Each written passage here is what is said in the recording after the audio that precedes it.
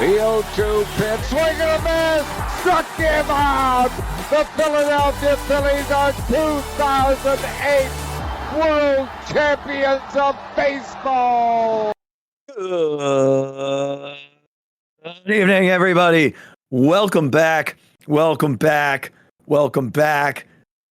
to a very special edition of the Phixated Podcast. I am your host, Mike Azzy, and I am joined by playoff-bound Chris Regensburg. Baby, tomorrow's the day. How you feeling, buddy?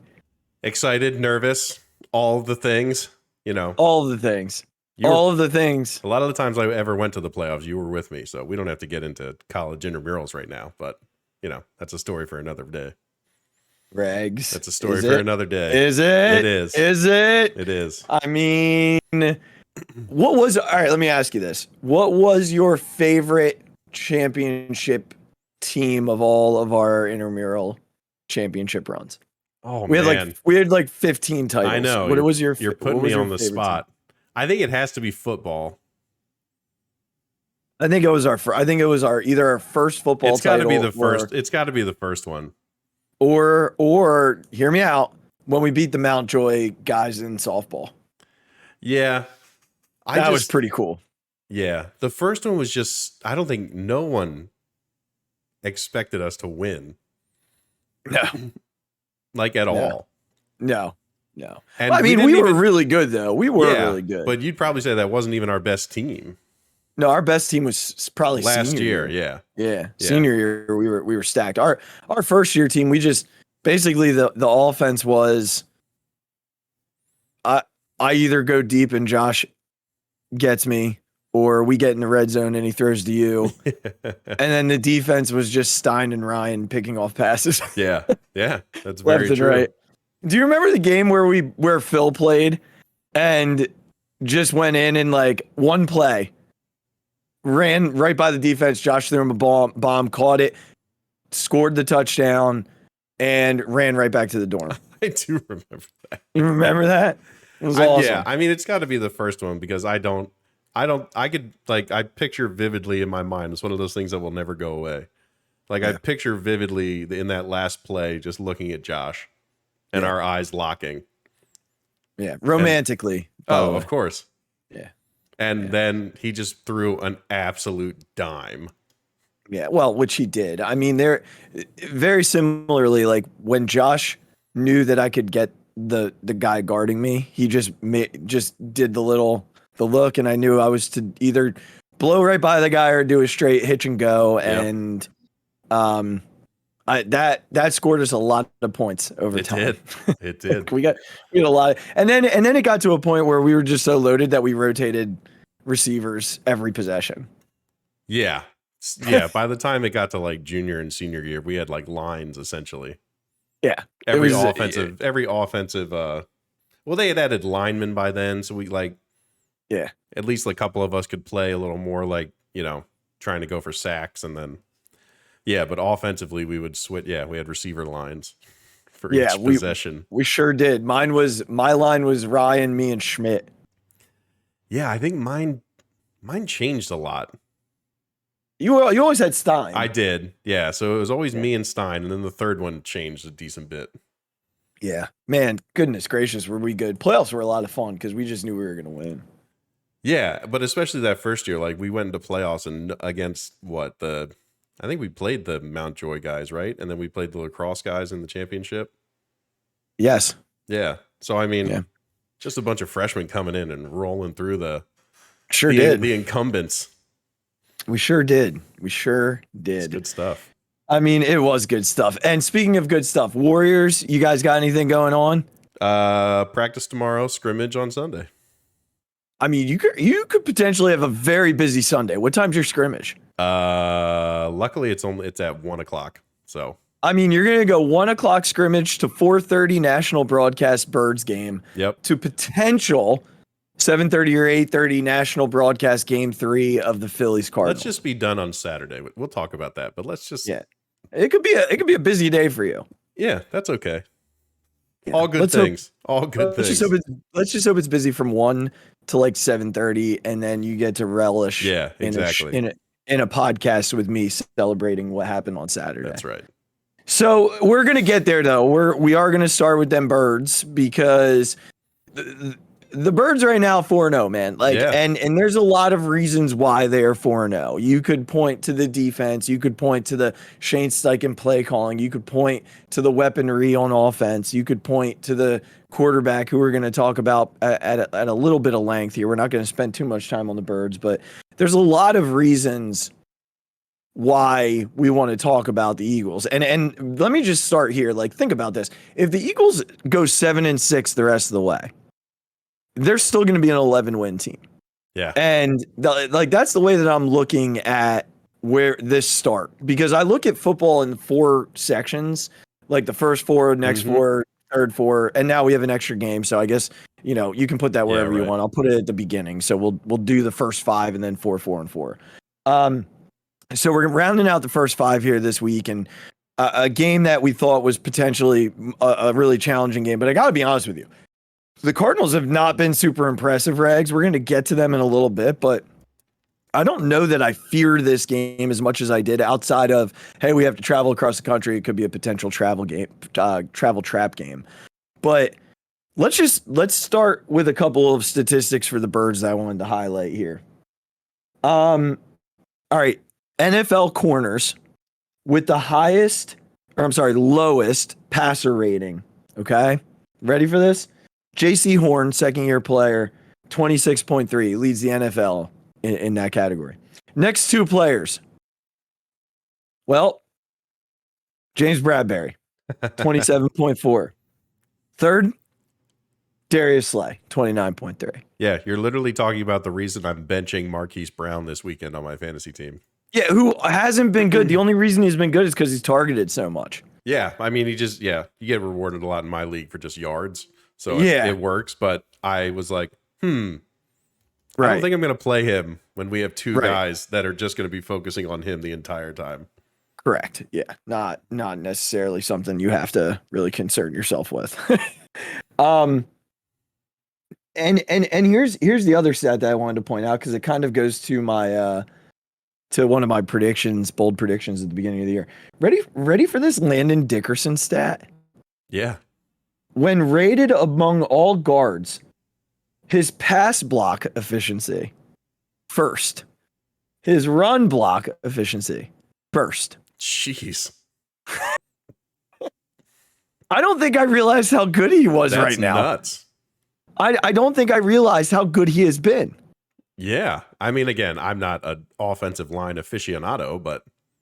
Well, I think, all right, so let's just quickly talk about the offensive line, because we're going to talk about injuries here in a moment, and they had a number of them last week in that game. So you had the injuries that went into the game, right? So we knew that we didn't have Avonte Maddox. Like, that was 100% the case. Then during the game, they lose Jordan Mailata on their first possession. They lose Darius Slay on the first possession. And they lose Patrick Johnson, middle of the game. And then they lose Jake Elliott in the middle of the game. Yeah. And the offensive line became, a little bit question mark, because then Isaac Seumalo was injured and had to leave the game. So you're looking at Sua Opeta playing right guard, and you're looking at Jack Driscoll playing left tackle, which he's not normally there to do. Like, he plays some right tackle, can play center, can play guard, but he's not necessarily a left tackle. And once he settled in, he was fine. But Sua Opeta was phenomenal in that game. There are many clips where he's just doing the dirty work on the runs, getting out in front. As always, Kelsey's doing his thing. Lane Johnson hasn't allowed a quarterback hit since like 2020. It's insane what this offensive line is doing. But I think I think it's just the depth that we talked about at the beginning of the year, right? Regs, like it's the depth that's helping. They had 2 corners. Their 2 best corners were out. Well, 2 of their best corners, because Bradbury's pretty freaking good. Yeah, right. But I mean, the depth, right? Like, that's what we're talking about here. That's why they're so successful right now. Yeah, I mean, gosh, I hate it. that we're talking about offensive line injuries already, because we just wanted this unit to be healthy. Yeah. I mean, it was great that the other guys stepped up, but I really wish that they could just all stay healthy and stay together. From a defensive standpoint, it's probably where you get the most worried is with injuries in the secondary. Because it's probably the area where they have the least amount of depth, I would say, if I'm just sort of thinking through the different groups. Right. And especially when, I mean, we're very lucky, obviously, to have the corners that we have. And so we still have a really good corner who can cover the best receiver for the other team. Yeah. I mean, where we got beat a lot in years previous is that all the other guys would be really, really open too. So it made it really easy. So it was good to see that plus, the weather obviously helped us out a little bit there. But I mean, what can we do? We can't do anything about the weather. We'll take it. And we were able to rely on our run defense and make, like, you sent me some stat about the rushing yards that we held them to like 79 or something, which is just nuts. Because Jacksonville's not a bad running team.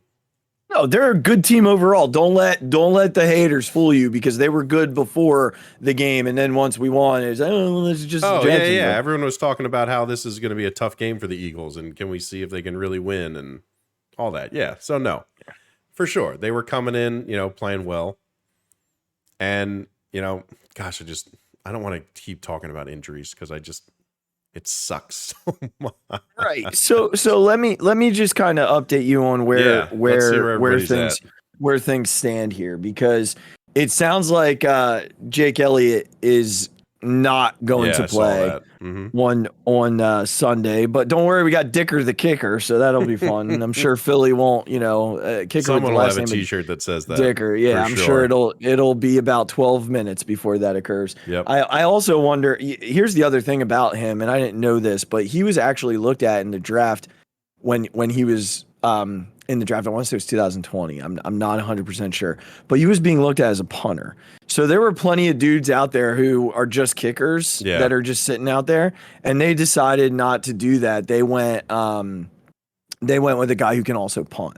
So you wonder if they did that for a reason, to see if he could potentially end up being their punter when, once Jake's healthy. Yeah.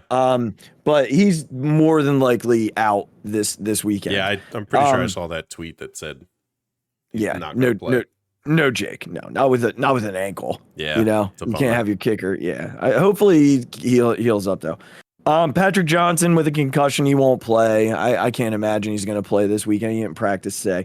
Avante still up in the air with an ankle injury, and if not, Josiah Scott was fine.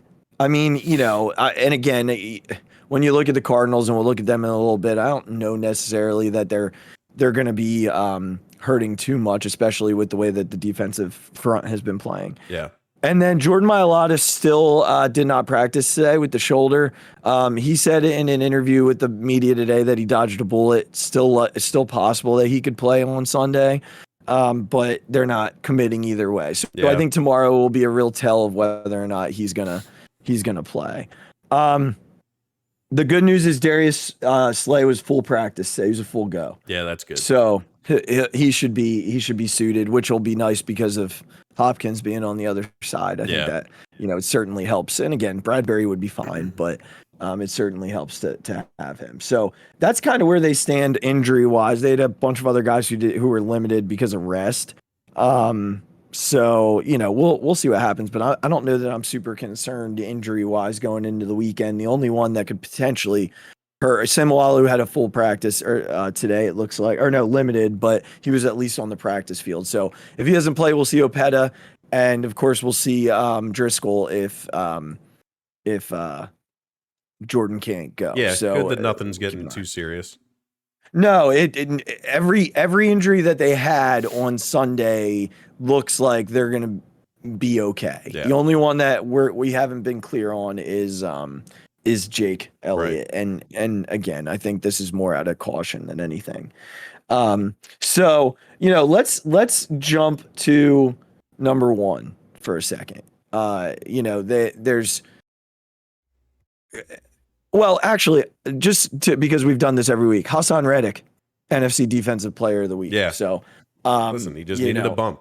He needed a little. Yeah, he heard you asking about him. Just give him a little tap on the behind. He's like, "Hey, Rex is asking about me. I had time to step up." That's right. Let me step it up. Show him what I'm about. Let me. And I see you, Hassan. I see you. Yeah, keep it up, buddy. Here's the go with number one. Didn't necessarily have his best day on Sunday, but the weather certainly didn't help.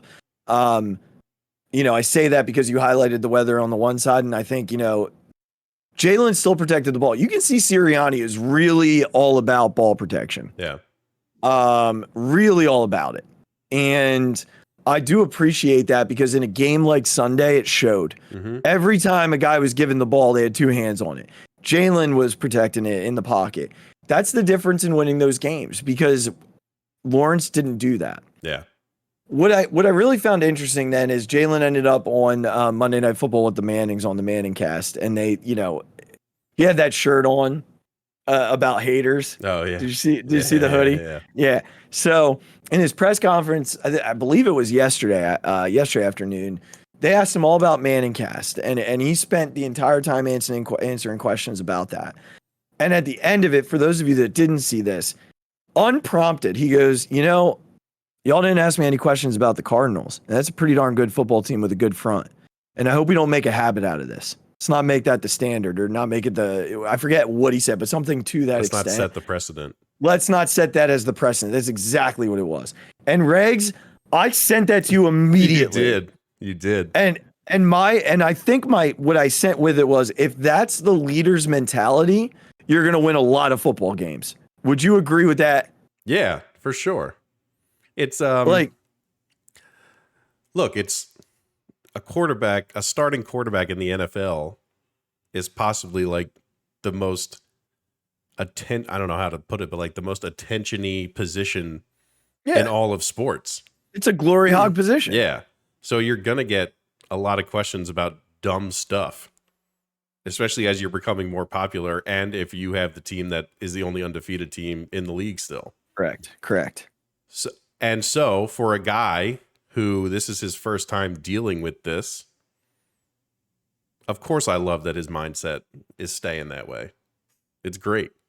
It's exactly what you need it to be. Yeah, I think it's about still winning football games. It's not about that he got a cool interview on the Manning cast. Right. It shows where his focus is. Yeah, exactly. His focus is on the Cardinals. And if that's his mentality, yeah, he goes and does that stuff. But when it's time to focus on the next opponent, he's going to hone in, and that's going to be the focus. And like he said, this is not a football team to take lightly. I said at the beginning of the show that they're not as good as what we initially thought they were. Let me just run through their 2-2 record. Right now, they went on the road to KC and got their doors blown off, 44-21 to open the season. It took one of the best efforts from a human being in Kyler Murray to win in Vegas against the Raiders in week 2 in overtime, I believe. And then they lost not a great game against the Rams, like 20-12. Wasn't anything to write home about, kind of a boring game. And then barely beat a really bad Panthers, The Panthers are awful. Yeah, I know. I didn't, again, another team I didn't expect to be that bad. Baker and now Mayfield might just not be a good quarterback. Well, and some, coaching too, isn't really, I mean, you're not really looking. So, all right. So let's just look through what they have. Their top receiver is Marquise Brown. He has 30 receptions this year, about 340 yards receiving. Ertz is their second leading receiver. So that, well, no, he's not. In catches, he is. In yards, he is actually third to Greg Dortch, who has 21 catches for 204 yards. And then James Conner falls in, Benjamin, AJ Green's on that roster, but I actually think he's hurt. So, and then Rondell Moore, I don't know if he's still injured right now. I don't know if he's going to play this weekend. So they are a little shorthanded in that regard. They had drafted, Isaiah Simmons from Clemson a few years back, and he's now benched linebacker. So honestly, dude, like this team, and JJ Watt's still there. This team does and again, I might be just feeling the birds quite a bit. I don't expect this to be all that close, man. I really don't. I think, if they can get to Murray a little bit, he doesn't like to be hit. Yeah. So, I mean, that's the biggest thing. I think I'm totally with you. I don't think that this team hasn't put performances together that scare you. Obviously Kyler Murray has the ability to kind of take over change a game, but I think if you don't sort of let him, there's ways to not allow him to do that. Like he's not unstoppable. Yeah, they have to be disciplined up front. Yeah. You can't let him like keep breaking the pocket all the time, like just maybe scooting through the middle because nobody's watching him. I have to imagine they're going to have a spy on him a lot. Yeah, I was trying to think of who they'd use in that spot. I haven't quite figured out if it's going to be White or Edwards. White's a little more athletic than TJ, so I'd anticipate that if they get spread out, it'll be Kaiser White. Yeah. So, I mean, look, they still have talent on the outside. Zach Ertz is still a good tight end. Like, this team the Cardinals can score if you let them. Mm-hmm. But I think if the Eagles play defense how they've been playing it, I think you were probably a little more scared of Jacksonville or the Vikings than you are of this offense. When you look at their offense, Hollywood Brown is their best receiver. And, if Justin Jefferson couldn't do anything against Darius Slay, and, Adam Thielen didn't have a catch until the fourth quarter, essentially. Yeah. I'm not as concerned. I think Ertz could eat a little bit in this game. Unless Marcus Epps continues the play that he's played and Kaiser White and TJ Edwards do what they're going to do. The last time we played the Cardinals, let me just run through the defense real quickly, and then we'll get to some predictions and a key, and then jump into the real purpose of this show tonight. This was the starting defense against the Cardinals. Derek Barnett at defensive end, Javon Hargrave at D tackle, Fletcher Cox at D tackle, Brandon Graham at defensive end. It's going to be pretty similar with the exception of Barnett, right? Right. Linebackers, Alex Singleton and TJ Edwards, who's much better than he was then. This is very different TJ Edwards. And then their defensive backfield, Nickel Roby, Michael Jacquet, younger Marcus Epps, Jalen Mills, Kayvon Wallace. That's not Darius Slay. That's not James Bradbury. That's not Josiah Scott or Avonte Maddox, possibly. And it's certainly not Chauncey Gardner either. So Josh Sweat not listed there. Kaiser White not listed there. Yeah. Very different defense for the Birds. And as long as, like you said, they can keep contain on Kyler, I don't anticipate this offense doing a whole lot. I think Kyler's going to get frustrated. You'll get enough pressure. I feel like a big key could be kind of covered sacks in this game. Yep. If you can keep him contained with nowhere to go, just don't over pursue. Guys aren't going to be open a lot. Right. And we've seen, like you said, Kyler will just get rid of a ball to avoid a hit. Yeah. Yep. So like you said, as long as you don't overdo it and let him get to the outside or really easily just kind of scoot through the middle with nobody watching him. I mean, that's where he gets his confidence, when he can do stuff like that. Mm-hmm. So hopefully that's the game plan that we'll see. All right. So Birds 5.5 point favorites on the road, total set at 48.5. What do you guys, the final score? What do you guys, your key to the game? Final score 31-17, I'll say. Okay. Key to the game. I know we just talked about defense a lot. I'm gonna switch it up. I want this offense to come out and just put up numbers again. Okay. I just want let's see that it was a little bit down from a throwing perspective, they obviously ran the ball crazy and Miles Sanders went nuts. Yeah. But I want to see them Like, I want to see that offense back clicking on all cylinders. Just put up a bunch of points on this team. Yep. And I think all that defensive stuff still reigns true. Like, we still have to contain Kyler. I think that's the key on the defensive side. But I think if the offense just sort of shows out and, like, the Cardinals playing from behind, I don't think you have to worry about it. Like, he's going to get desperate. He's going to make bad throws. And as long as you can stay, everyone does their job properly. I know it's going to be tough going all the way to Arizona. It's like their first time really, having to go somewhere. But I'm with you. I don't think this should be a W.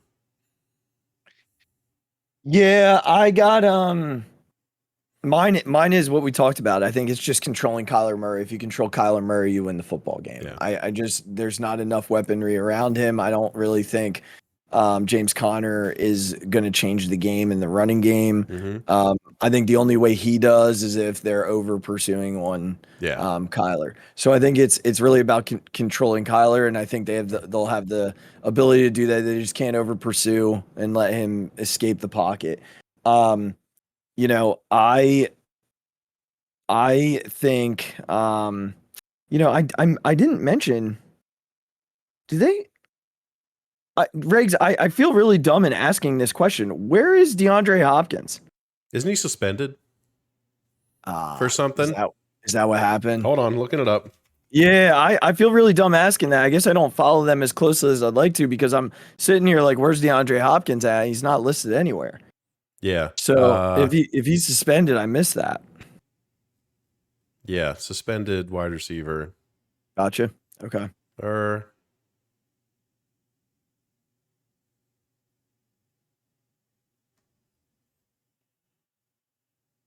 While you're doing that, sorry, I've got 34-14 birds. Hopkins is still suspended. He can't play until the Saints game, October 20th.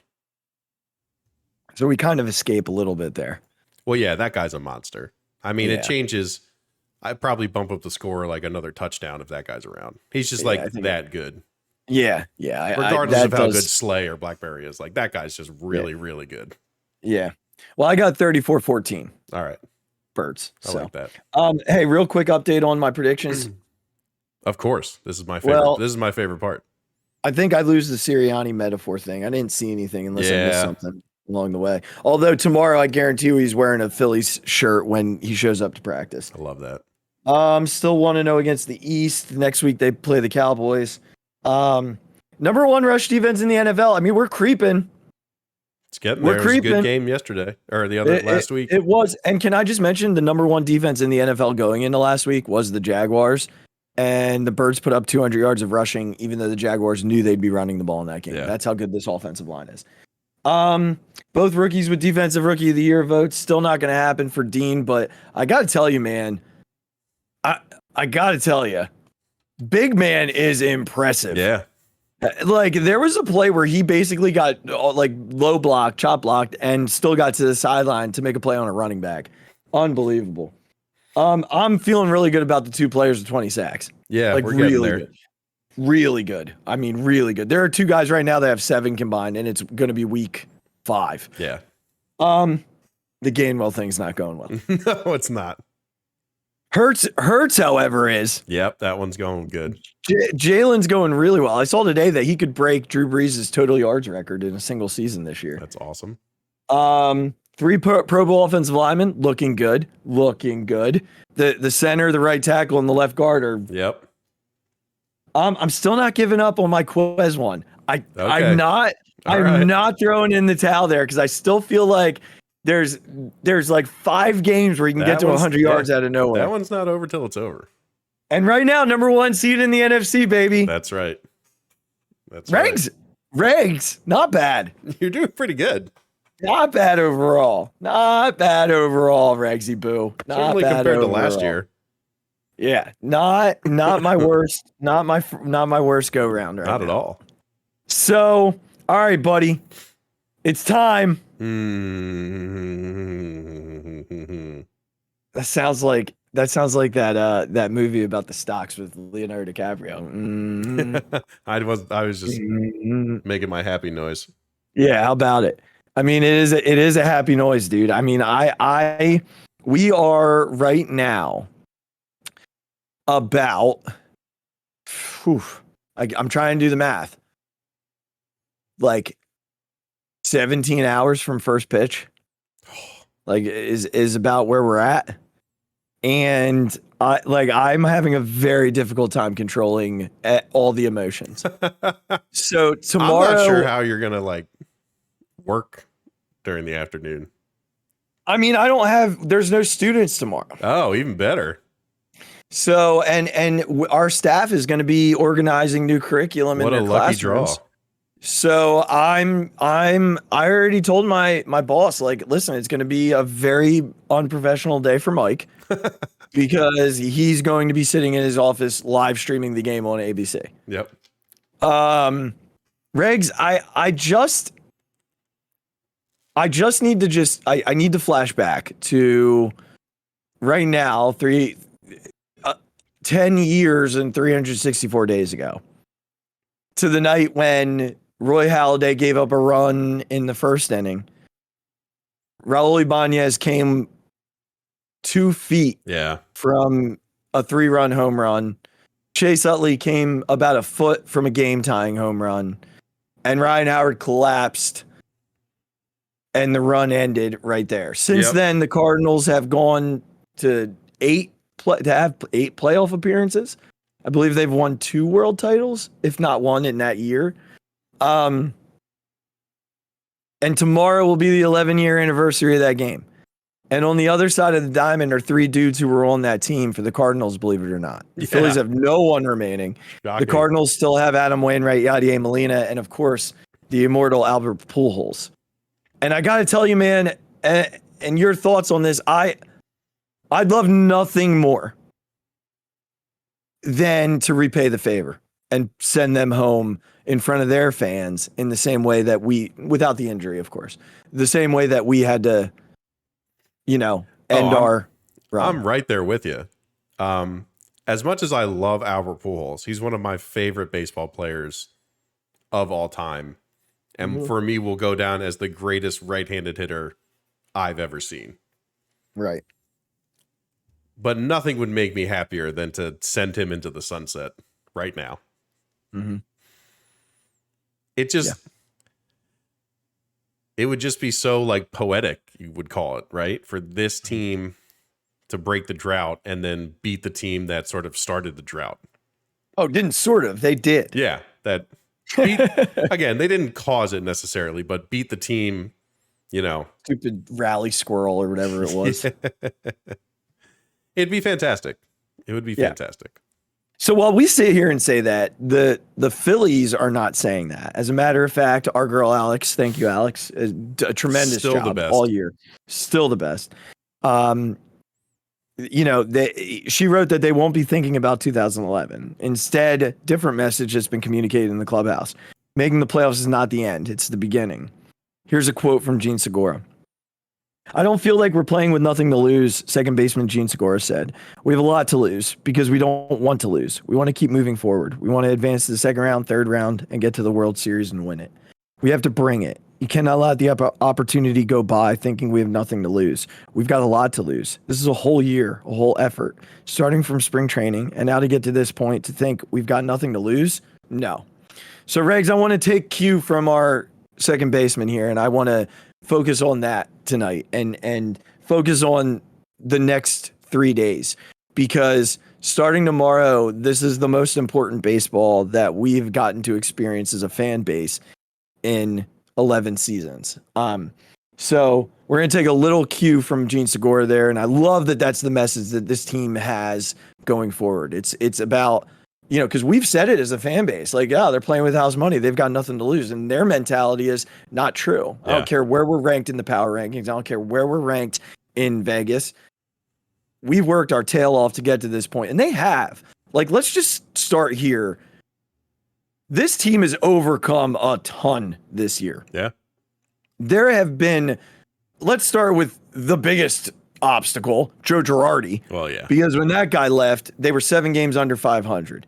No, Topper said he did message him and congratulated him. So classy move by Joe, but thank God he's gone. They've overcome numerous injuries to very important members of this roster. Yeah. You know, the former MVP, Gene Segura, there so many guys have gone down this year at different times. Castellanos, Dominguez, Wheeler for a month. Mm-hmm. And when you think about some of the struggles that some of the dudes on this roster have had, right? Like you think about what JT Real Muto went through pre-Canada. Yeah. What a nightmare it was, and the difference we've seen from him since. All that being said, they're here and they're playing a team who they were 4-2 against in the regular season. Just to quickly highlight those games before we move into our discussion here. They played all their games, I believe, in July against the Cardinals. They were pretty much back-to-back weekends. So the Cardinals came to Philly the first weekend in July. The Phillies won the first game 5-3 in a pretty unmemorable game, if I'm thinking back on it correctly. I was in Punta Cana. I think Derek Hall homered in that game for the first time, though, if I'm thinking correctly. Then the next night was the Kyle Gibson meltdown game where he gave up like a billion home runs to Nolan Arenado. But the Phillies battled in that game, came back and only lost 7-6. And then the next night was the one we were at, the fireworks night, where Wheeler just cruised. Yep, did Wheeler things. He did the Wheeler stuff. The next night, Wheeler dominated him, the next weekend, they had a similar matchup, Wainwright and Wheeler again. This time, Wheeler dominated again, and they won 2-0 in that game. And the following night, they won a game 1-0 against the Cardinals that they scored in the 9th inning on an Alec Boehm RBI sac fly. To win that game. Alvarado got the win. Knebel got the save. That was the game Knebel came in with the bases loaded or whatever and froze Arenado. And then the next day they came out and they lost. They could have swept that game, that series. And Dominguez had a very uncharacteristic 9th inning and blew it. So obviously it's a new season and those games mean nothing. But Zach Wheeler's career numbers against the Cardinals, they give you some good vibes. 22 innings, and I think he's only given I think his ERA is under 1. That's not bad. Faces Jose Quintana. So your feel going into tomorrow, we'll talk about Quintana's one game against the Phillies here in a minute, but before we do, your feel going into tomorrow with Wheeler on the mound and sort of, what you watched against the Cardinals this year. Yeah, I think, listen, the Cardinals still scare me offensively because of Arenado and Goldschmidt, who are both have been just on an absolute tear. It seems like the entire season. Yeah, I've got something for you then, but go ahead and finish up. But I mean, those two guys just kind of scare me always. I'm a huge Arenado fan, so that guy I think he always sort of lives up to the occasion. I mean, from our perspective, I think Wheeler's going to do his thing. I don't think the pressure will get to him. He's been looking better and better after everyone was talking about sort of his velocity being down and maybe his stuff not being great. He's been on a great sort of upwards trajectory in the last, let's just say, 3 or 4 starts. Right. I think offensively, I just hope that we don't get in that mode. This team has been prone to sort of trying too hard. I really want them to get back to that June and July where they were relaxed.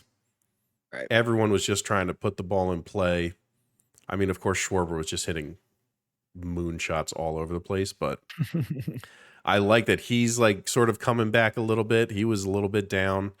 I really want Bryce to find his timing. He's just a little bit off.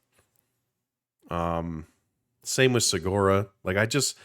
If there's a time for this to click, let's hope it's now. Let's hope they stop trying to do too much and just get some base hits. Just get those guys feeling good. If Castellanos can get his head out of his ass, any time this season. Like, I'll forgive you for everything else if you just come out and have like our 3 for 4 with 2 doubles and a single and 3 RBIs. Like, can we just have that Nick Castellanos for once during this season? Just one time. So just make it this series and then we'll be good. I think other than that, like defensively, they're playing well. I don't think there's like a bunch of demons there that they sort of have to get over, like at the end, coming off the end of the season. And I think overall, like the Cardinals, this is the best matchup we could have had. Yeah, I agree for this Phillies team. The Braves scare the hell out of me, and they're doing that thing again where they're just on absolute fire going into the playoffs. Of course, like the Mets being on the downturn and losing the division, like makes me smile. It's hilarious all the time. It's hilarious. But again, I still don't want to play them. Yeah, because they just absolutely destroy us whenever we play them. Again, is it still hilarious? Yes. Hilarious. So I think this is the best possible first matchup for us after breaking the drought.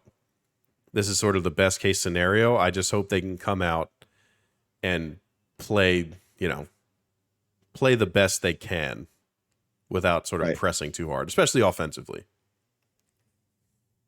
Yeah, I want to touch on something real quickly that you mentioned earlier, the Arenado Goldschmidt effect.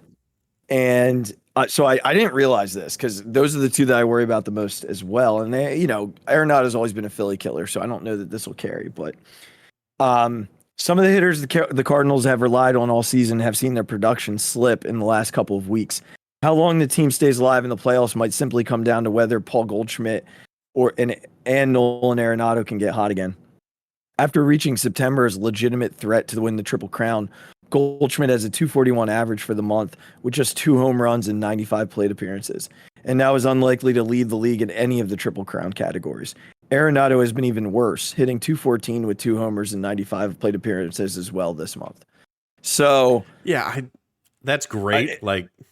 I'll take that instead of them being on an absolute hot streak coming into this. At the same time, Cardinal fans are saying the same thing about them that we are saying about Bryce and Reese. Right. And yeah. And am I going into this thinking those guys are going to hit that same way in the playoffs? No. Correct. I will always think when those guys step up to the plate that they're going to do something good. 100%. Because that's just who they are. That's who those guys are. 100% agree with you. And does it scare me that Albert Pujols is in the DH spot? Like, yes, it does. Because that guy just continues to hit the baseball. It is truly unbelievable what he has done. He's literally, he might be my favorite non-Philly I've ever seen. That's very fair. That's very fair. Not the next few days he won't be. No, he will not. But outside of this playoff series. Yeah. So, all right. So tomorrow, Jose Quintana is the starter for the Cardinals. Yeah. They acquired him at the trade deadline from the Pittsburgh Pirates. The Phillies faced him in Pittsburgh at the end of July. He went 5 2/3, gave up 4 hits, walked 2, struck out 4, but gave up no runs. He is going to be one of those soft tossers. He's probably going to get through the order twice. He won't get through the full thing 3 times. Is averaging, about 2.5 times through the order. Yeah. In 5 innings of work throughout the year. So the Phillies will load the lineup with righties. Topper's already said that Vierling's getting the start tomorrow. My assumption is you see the lineup: Schwarber, Reese, Harper, JT, Bohm, Castellanos, Segura, Vierling, Stott. So the 3 lefties are going to be pretty far separated outside of Schwarber and Harp. And you're going to have a ton of righties kind of pack in the middle of that lineup. Yeah. Someone had mentioned to me earlier that they're nervous about the defense in center field. Well, if Wheels is going right, you're not going to see a ton of fly balls because that sinker is going to be causing guys to pound the ball into the ground. So, really what you're hoping for is that your infield defense is up for the task tomorrow. I was trying to figure out what I thought the rest of the roster would look like, the 26-man roster would look like. And so I think those 9 are pretty much set. Add Martian to that. That's 10. Yeah. And Stubbs is 11. And then, Wheeler, Nola, Suarez. So that's 14. And then you get into the remaining 12. Here's who I think. I think Edmundo Sosa, if he's cleared to play, he'll be on there. Derek Hall, I think should be on this roster just for the pure ability to come off and hit one. The guy behind me over my right shoulder here is proof of why that matters. Bailey Falter and Noah Syndergaard will be on the roster for sure. Alvarado will be on the roster for sure. Sir Anthony, Robertson, Eflin. I think Bilotti finds a spot. He's been good enough to deserve one. If Brad Hand is healthy, I'd assume he's got one. I'd be shocked if Nick Nelson doesn't have one. It's going to be Nelson or Brogdon in my eyes. Gibson's not going to be on the roster, but that does leave them with one spot remaining. I've given 25 names. I wonder if they would put Dalton Guthrie on the roster just for the pure fact that they could use him to run late in the game, or a defensive replacement late in the game as well. You also, I guess you have that with Vierling. So I'll be curious to see what they do with that last spot. I really, unless I'm missing somebody, but I don't believe I am. Maton? That's who I'm missing. Yeah, he's probably 26. Yeah. Yeah. Because you think he's played a decent enough right field. Yeah. And he's got the speed that you're talking about. And that tomorrow gives them, if they use Derek Hall, that's 3 lefties off the bench, 4 if you count Stubbs. Yeah. And then you have Sosa as your righty if they decide to go that way. And that, I did miss him. So him over Guthrie for sure in my eyes. That's a pretty good playoff roster, Eggs. Yeah, I think we have to hope that the young guys can just come in with their same attitude that they've had all year. Like, just go out there and have some fun. Don't try and do too much, especially against the guy tomorrow. Yeah, and then from a bullpen perspective, like, just keep Jose where he's at. Whatever you got to do to make that man happy and comfortable. Jose's the guy who comes in to face Arenado and Goldschmidt. Yeah, that's what that's what it's going to have to be. Yeah, and just give us Sir Anthony back. Give me back Sir Anthony. Good Sir Anthony. Need him? Do we need him with? I'd like to have Zach him now. I'd like to have him. I know. I kid. Like, as he's almost your Alvarado equivalent, right? It's like a kid. Yeah, you need a righty who can come in and also try and get those guys out. Yeah. So, you're going to have a really well-rested Sir Anthony and a really well-rested David Robertson, which I think is really important. I don't want to see David Robertson. You're absolutely going to see him. His postseason experience, I'm not saying that he wouldn't play. It's just, I just think, Regs, I think he's had plenty of days off. Yeah. And I think a lot of what we were seeing from David Robertson in terms of struggles were the fact that he was just overused and overworked. Once Sir Anthony went down, he was taking the ball every day. Yeah. And I think a lot of it was that. And now that he's had pretty much a week of not having to throw the baseball, you're going to see a different person. I'm excited to see. I think Noah Syndergaard is going to be in a pure bullpen role in the playoffs. Yeah. Which means you're going to see 95 mile an hour Noah Syndergaard, not 93. So I am excited for that. Any thoughts on Vierling getting the start over Marsh tomorrow? No, I get it. I think it's kind of what you have to do. Yeah. You have Marsh to come in if you need a lefty. Yeah. Again, an easy replacement in center field. Right. I think Vierling's played well enough in center. He's not as good as Marsh in the routes he takes and tracking, but I think he plays well enough. Yeah. And I think against Quintana, that you got to just throw as many righties as possible. Yeah, I think, and the way Vierling's been hitting recently too, he's found a little bit of a groove, and I do think it'll be beneficial to have him in the lineup against the lefty tomorrow. I think, again, you mentioned it. Be cautiously aggressive tomorrow. Yeah. This is a guy who's going to spin the ball at you. He's going to try and be creative to get you out. And those guys tend to kill the Phillies, but I would really love to see them jump out early, grab a lead. I'd be fine with a Schwarber leadoff bomb. I mean, that's huge for this team. When they a can 2 get or 3 early run leads, it's like a big 2 deal. or 3 spot would be huge with Zach going out there. Yeah. It would just be huge, a 2 or 3 spot right off the bat and take the crowd out of it. You know, winning a game 1 on the road is just it's huge, unbelievably important, especially knowing the way Aaron pitched last week, or on Monday night. You know, that gives us great confidence. You win this first game, it gives you great confidence going into Saturday. Yeah. You know, knowing what you got in front of you, and I think if it gets to a game 3, because Mikolas pitches game 2, they haven't announced their starter, but I'd be stunned if it's not Wainwright in game 3. Yeah, I don't see why not. Like, why? Stunned. Why wouldn't it be? Yeah, I don't know. Regs, there were some rankings on MLB's Twitter. Do you mind kind of going through that? We can react to them. Sure. And then we'll talk a little bit about where they're rated on Fangraphs. So let's go with the 2 sort of more specified ratings. Yeah, sure. So first up, postseason pitching staff. The Phillies are ranked 10th out of a possible 12. Hello, Dolly. Okay. Can you tell me who are the 2 teams behind them? The Blue Jays and the Padres, in that order.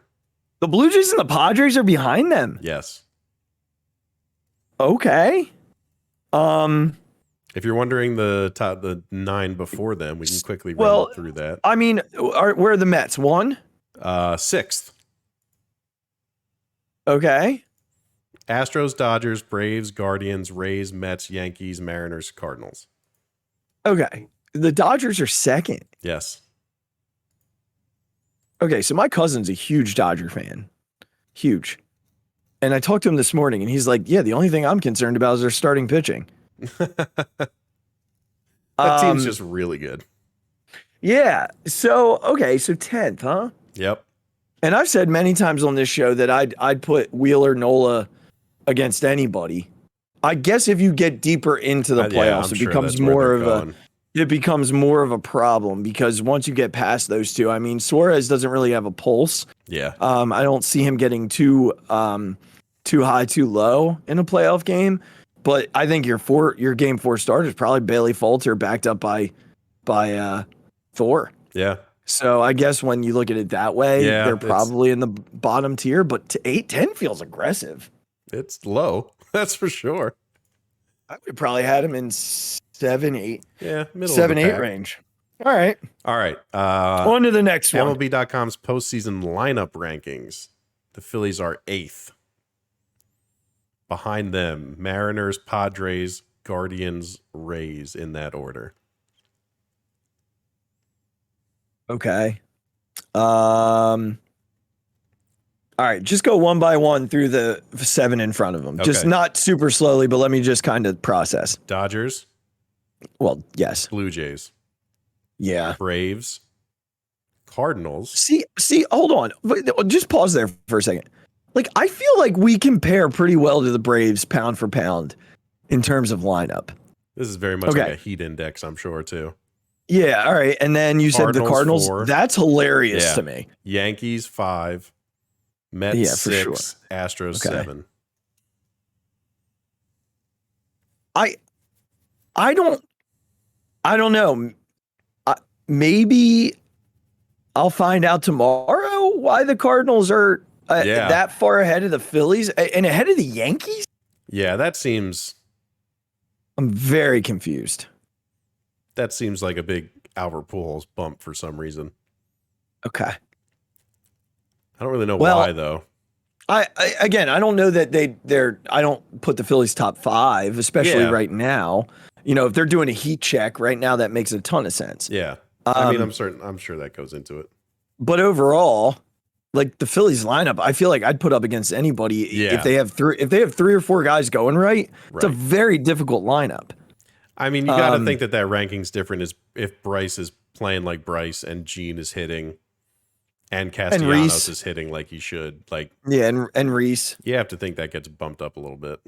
Well, maybe after this weekend they'll change their mind. Yeah. Well, let's look at the bulletin board material. And then how about overall? So overall power rankings. from MLB, from actual Major League Baseball. Yep. The Phillies are 12th. Yeah, they can go to last. hell. They can go to hell. They are last. That's ridiculous. It is ridiculous. How are they behind the Guardians? I don't know. The Guardians are 8th. That's the worst division in baseball. Who's 9, 10, 11? Seattle, San Diego, Tampa Bay. Just blatant disrespect, Rags. Yeah. It is blatant disrespect. I'm not sure how you get to 12th with like a 10th ranked starting lineup and then an 8th ranked hitting lineup. Regs, I truly believe this team's winning the series this weekend, and I honestly, fully, with every fiber of who I am, think that they will compete and maybe win a divisional series against the Braves. Like, I feel very strongly, and this is going to be my fixated tonight, so I'm not going to go too far, but I feel very strongly that this team has a monkey off their back now that is going to. I was watching some clips of them today at like their like practice, and they're loose. Like they're. Again, I know we say like, oh, they have something to play for. There's something to play for, and they do. But like they're loose again, and I do think that they're going to win the series this weekend. And from that point, they're a scary team. They really are a scary team. This is a scary baseball team with a lot of talent on it. And I just think that the roster itself presents a challenge. So, I mean, I hope literally that power ranking is in someone's locker. Well, you said that BetMGM had them at the worst odds to win, right? Yes, BetMGM also had them as the sort of worst odds to win the entire World Series. Good for them. Fangraphs has them at like the 6th best to win the World Series, 6.1%. They're like the first team out of double-digit percentages to. Okay. I think the Astros were first in that. Braves were second. Yeah. But Fangraphs has some respect for the Phillies. They're putting some respect on the P. Where are the Dodgers? If the Houston's I think first they were third or fourth. Wow. Okay. Yeah. I think the Yankees were 5th, and then the Phillies were 6th. I don't have it pulled up in front of me here. The Dodgers are just so good. Let me pull it up. I have the Fangraphs thing here on my iPad. Give me a second to rip it up here. Houston 17.5%. Atlanta 16.5%. The Dodgers are 3rd at 14.9%. The Mets at 11.1%. The Yankees at 10.3%, and then the Phillies have a pretty steep drop to 6.1%. Yeah.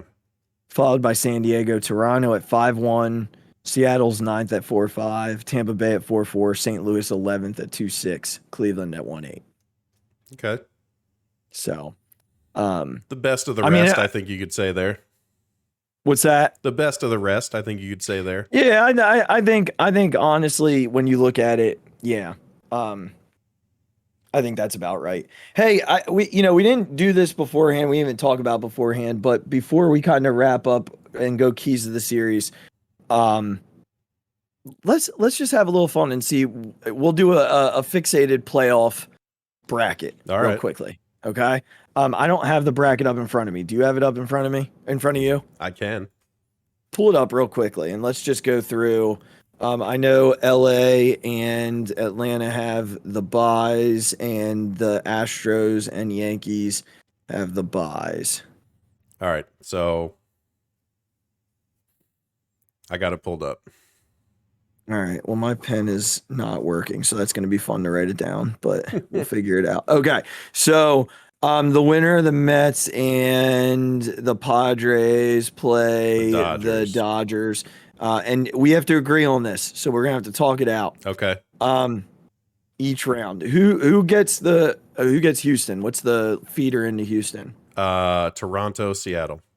Okay, and how about the Yankees? Tampa It's Bay, the Guardians, Cleveland, and okay, all right. Okay, let's start in the American League. We probably don't know as much about them. Toronto, finally found their way in. Seattle's been everybody's favorite story this season. I don't know, man. I think Toronto's offense I was going to say Blue Jays. Yeah, that's just not so hard good pick for me. I feel like no, it's just so good. Tampa and Cleveland to get the pleasure to go play New York. Tampa's always just kind of good and annoying. I was going to say Tampa. I haven't seen one thing from Cleveland this whole year. Yeah. Like, I just have not paid attention to that team whatsoever. I think it's probably fair to say that, we get the rematch of Houston and New York from that. I think that's fair. Yeah, I think it's pretty chalky, but I think it's fair. And then who do you got going to the World Series? I think Houston beats the Yankees. I do think if these brackets were reversed, I'd say Toronto has a real shot to beat the Yankees. I don't know if I would Tampa agree does. with that. Yes, I think the Yankees got it pretty easy. Yeah. Okay. Mets Padres to play LA. Mets. Okay. All right. I'll do it. I think I think the Padres, they're coming off of losing the division, but I think the Padres could actually surprise the Mets, especially you Darvish throwing game 1. But I'll go with it. I mean, they're throwing Scherzer, DeGrom, right? Right. So I think that's pretty good. It's fine. It's fine. There's nothing wrong with it. I already put the Phils down, Regs. Okay. I'm fine. We're not even having that conversation. I'm fine with that. LA and the Mets. LA. Okay. I can agree with that. I think I would have been fine with either one you said. All right, man. What do you think? It's the Braves, man. I'm not like listen, would I love nothing else than for us to beat the Braves? Yes. Do I think they will based on how this team has played the Braves this year? No. 8-11 against the Braves. They competed with them. They've competed with them. The Braves are doing that weird thing where they just are absolutely on fire going into the playoffs. All right. I will bend at the knee for you. However, please remember that I am saying here on the show the Phillies will win that series. Listen, No, everyone knows I'm putting it down. Nothing else would make me happier. Yep, I know, but I'm just saying, let it be heard, let it be written. All right. Okay. LA and Atlanta. I mean, you have to say LA, right? It's hard to get back 2 years in a row. LA is so good. So we're going back to LA, Houston. Yeah. Dodgers. Okay. I'm good with that. I think Houston's pitching's really good. I can tell you this. If the Phillies get to the NLCS, they will lose to the Dodgers. Yes. That I will guarantee you. Yes, they will. But I do believe that they'll find a way. The Dodgers are just really, really good. We have to start here. All right. Keys to this series. It's the offense. It's been the offense for a month. It's been the offense for a month. The pitching has not been bad. Yeah. Outside of a couple starts here and there, even from Nola and Wheeler, like the pitching has not been the problem for this team this past month. The offense has been terrible. Mm-hmm. I need the guys we need to just snap out of it. Like, it's cool that the daycare guys are like getting hits and doing their thing. I'm sorry to say, but like Bryson Stott and Alec Boehm and Vierling and Maton and even Marsh are not the guys right now that win you playoff series. They help the guys who win you playoff series. But the guys who win you playoff series are Kyle Schwarber, Bryce Harper, Nick Castellanos. And then after that, it's like Reese, JT, Segura. Like, those are the guys we need. We need Reese to get off his ass and like hit balls to right field. We need Schwarber to keep doing what he's been doing for the past, let's say week or so. Harper just has to find that timing. I don't know what it's going to take, but he's just a little bit off and he just needs to find it. Same thing with Gene. Like, Gene's taking pitches that Gene usually doesn't take. Like, literally balls right down the middle. That, of all people, Gene Segura is just sort of staring at. And we just, again, Nick, just get your head out of your butt, man. Just come back to us. We just need you to be something of what like people thought you were when you got here. So I think the first key of the entire thing is the offense. So it's funny because, you mentioned all the stars, right? Like that they're the ones who win you series. And I'm like, I kind of think I'm like polar disagreement from you, because my key was who's going to be our Jorge Soler, our Cody Ross. There you go. The teams who are 80 win teams that end up in the playoffs have this really weird unsung hero that ends up getting scorching hot in the playoffs, like Rosario for the Braves last year, and then Soler in the World Series last year, or Cody Ross, who basically carried the Giants on his freaking annoyingly sized back through the playoffs including against us in Roy Halladay back in 2010. And who's it going to be? Because sure, Regs, it could absolutely be Bryce Harper. Like it could 100% be Nick Castellanos. Like, but it's got to be someone.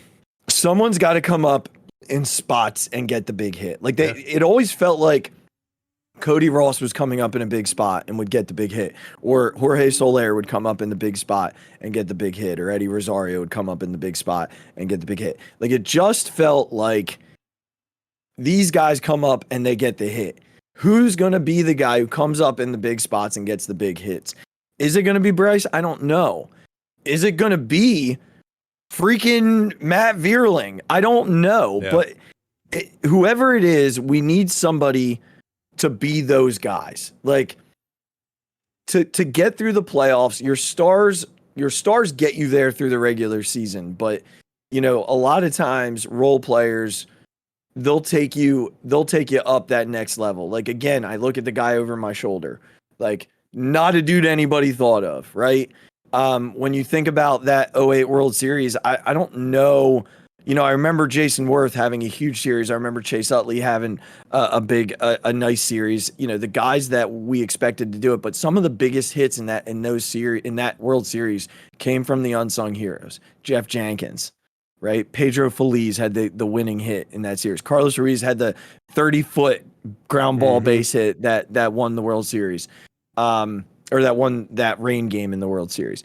Sometimes it's your unsung heroes that get the biggest hits. And if the Phillies are going to make a run, which unsung hero, and maybe it is Nick Castellanos, a guy we signed to make a lot of money, who hasn't done anything all year. Maybe he'll be that unsung hero that comes out of nowhere and gets hot for the next 3 weeks.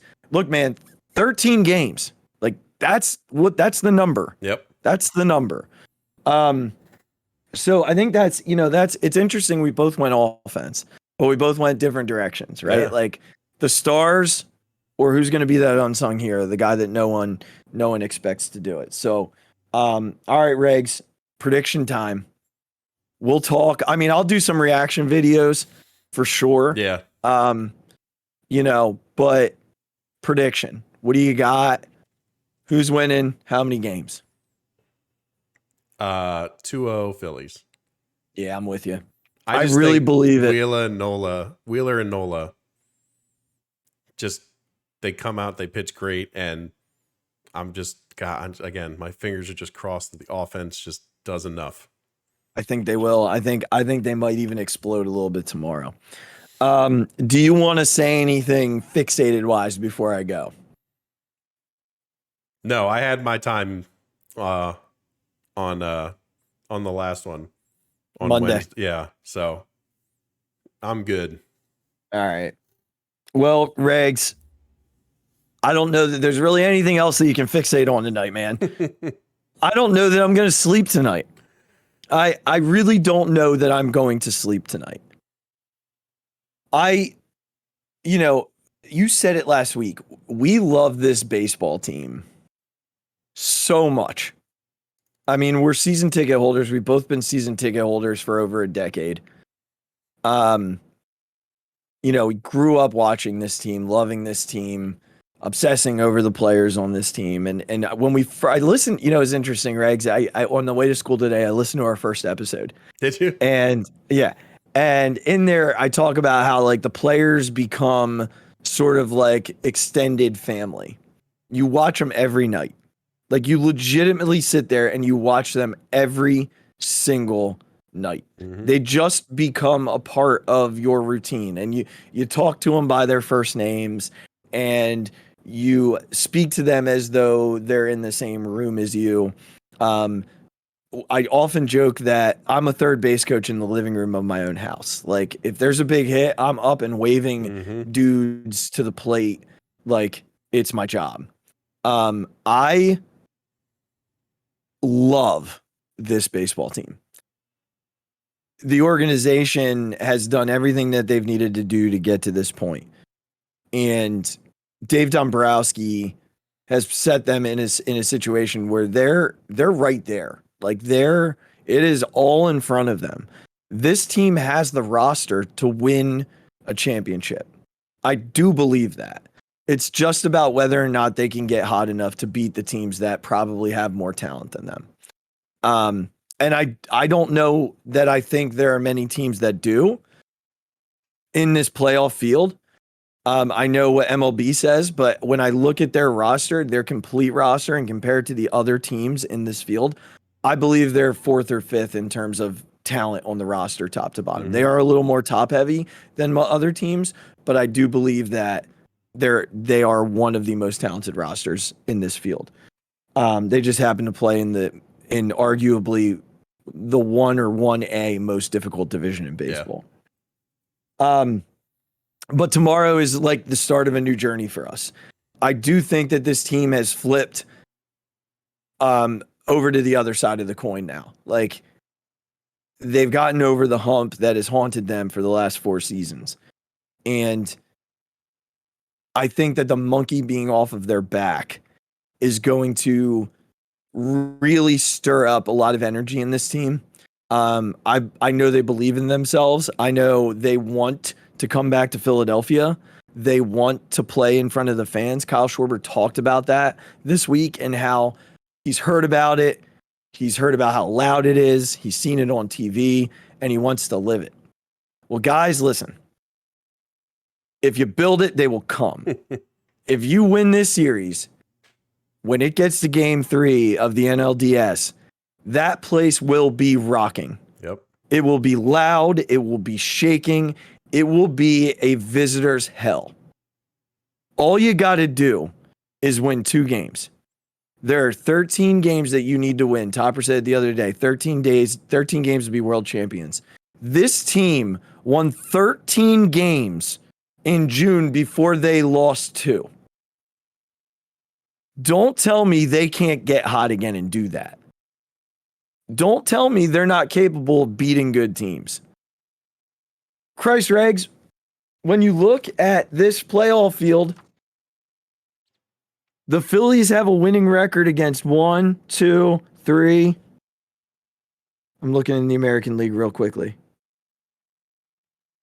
They have a winning record against 4 of the playoff teams that are in this field. The Mets own them, and Atlanta 8-11. They're capable of making noise. They're capable of competing. All I want to see this weekend is a team that's playing with energy, that's playing with fire, and that's playing with a little bit of hope. We talked about it last episode. I just want to see those 3 things. I know these next few hours are going to freaking crawl. Like it is going to be the slowest crawl that we have experienced in a really long time. More so than any opening day we've had in the last 11 years. More so than any, I don't know. This is going to crawl more for me than the Super Bowl did in back in 2017, 18. Like it's going to be that kind of a slow crawl. Yep. Regs, I don't know exactly what I'm fixated on. I think what it is just the excitement, the nerves, the anxieties, the hope, the overall feel that like we get playoff baseball again. Yep. And I really hope that I don't experience a Sunday with Eagles and Phillies until next weekend. I'm with you there. Because I don't know that I can do it on Sunday night. But Regs, dude, 1 year into the Phixated Podcast, and here we are. Playoff baseball's back. Our official, what will be titled episode number 50 is our Phillies playoff preview. Pretty special. Listen, it's here. That's the kind of karma we're talking about. I don't want to take credit for their playoff berth, but I feel like Phixated deserves a little bit. We can take a little bit of it. I feel like we deserve it. I feel like we can take a little bit of it for sure. I feel like we've earned that. Yeah. We started our show last August and they missed, and we were not all in at that point. We are all in now, and I feel like we've earned the right to take some of that credit. I think so. Okay, then we'll do it. We'll take the credit. That's it. Done. Taken care of. We take the credit for the Phillies in the playoffs. Just a little bit. Yeah, I know that was a little all over the place, but I just can't wait, man. It's here. Oh. I'm gonna find a room tomorrow and post up and have it on a board in the school somewhere so I can watch it on a big screen. Yep, it's gonna be right here in front of me, literally right here as I work. My work will be over here. Phillies will be right in front of my face. Wow. Can't wait. We've gotten there. Well, Regs, 2 games. We will 2 games. Win 2, and we're on to Tuesday night. We will be back on Sunday evening, one way or the other. Yep. We're not, if they do win it on Saturday, we're not going to do a show on Saturday night. We're going to wait until Sunday because we'll be able to recap the Eagles game as well. So we'll probably, if the Phillies do have to play game 3, we'll probably be recording at midnight. So, dedication, Regs. That's right. Dedication. That's right. And hopefully it's a joyous one. Hopefully we're celebrating with you. Look for some reaction videos. Probably look for a very nervous video of me tomorrow before the game. I'll post something. But as always, guys, we thank you so much for listening to us. Make sure you click subscribe if you're watching on YouTube in the box below. Make sure you follow us wherever you subscribe to us, wherever you get your podcast, whether it be Spotify, Apple, Amazon, whatever you do. And give us a rating too. I'd really love to get more ratings. I think we've gotten 1 or 2 or 3 on Spotify, which is great. So awesome. Give us a few more. Yeah, keep it going. Share it out. Do the whole thing. Make sure you follow us on Facebook at the Phixated fan page. Follow us on Instagram at B&B Podcast. Follow us on Twitter at B&B Podcast or at the Phixated Pod. You can also follow me at the Mic Drop 5. You can follow Regs at Big Regs with a Z. And guys, don't forget the merch. Yes. Don't forget the merch. I've already seen some pictures of people wearing it in the wild. It's like crazy. It's wild, right, man? It's nuts that people are actually wearing this stuff. But yeah, certainly check out the merch. It's in the podcast description. And I think, if the Phillies win, we're probably going to have to get some sort. I don't even think we have to do it. We'll have to get something made about us being the cause. Cause and effect. Cause, Phixated Podcast. Effect, Phillies playoffs. I think that's the t-shirt, front and back. All right, everybody. We love you. Take care. Be good. Be safe. Be kind to someone. And guys, go Phils. And go Birds. But really. Yeah, really. Go Phils. That's right. Go Phils. Have a good night, everyone.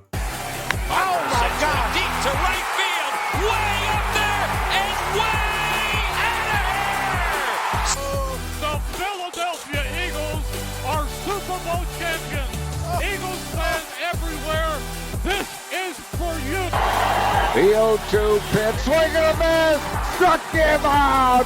The Philadelphia Phillies are 2008 World Champions of Baseball.